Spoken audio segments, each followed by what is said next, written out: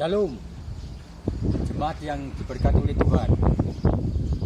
Bila mana pengalaman saya melawat berkunjung kepada semua jemaat yang saya layani, mereka mengutarakan banyak persoalan hidup akibat dari dampak COVID-19 ini, terutama persoalan ekonomi yang menindih mereka. Sebagai hamba Tuhan, saya harus dapat memberikan solusi kepada jemaat yang saya layani. Solusi yang saya sampaikan adalah firman Tuhan yang terdapat di dalam Matius pasal 11 ayat 28 dan 29. Dikatakan firman Tuhan kepada kita semua jemaat yang dikasihi oleh Tuhan. Marilah kepadaku semua yang letih lesu dan berbeban berat. Pikulah yang kuasa dan belajarlah kepadaku, karena aku rendah hati dan jiwamu akan mendapatkan ketenangan.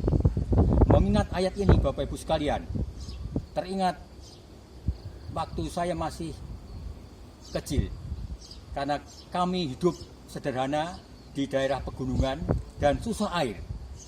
Ketika itu bapak saya membuatkan saya dan adik saya sebuah alat untuk memikul air, namanya pikulan, yang dibawa ke pasar oleh bapak saya dan dibawa oleh adik saya dan saya ketika mengambil air di sumur. Ini yang membuat saya ringan.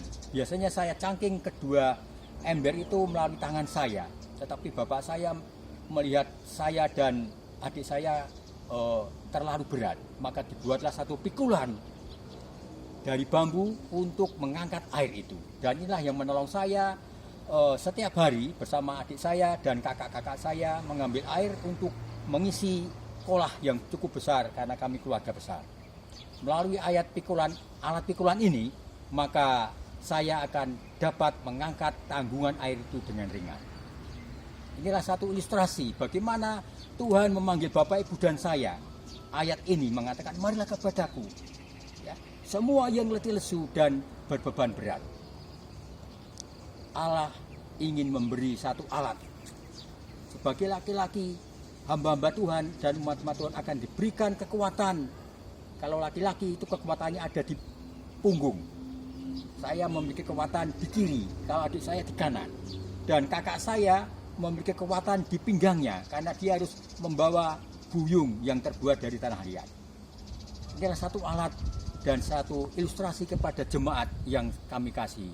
Bila mana Bapak, Ibu, dan jemaat yang saya kasih sedang tertindih beban berat, apapun bentuknya, terutama masalah ekonomi, datanglah kepada Tuhan. Maka Tuhan akan memberikan solusi. Tuhan akan memberikan kekuatan. Tuhan akan memberikan jalan kelepasan untuk ekonomi dan setiap persoalan yang menindih di situasi COVID ini. Mudah-mudahan renungan singkat ini akan mengingatkan kita bersama bagaimana Tuhan mengasihi Bapak, Ibu, dan saya.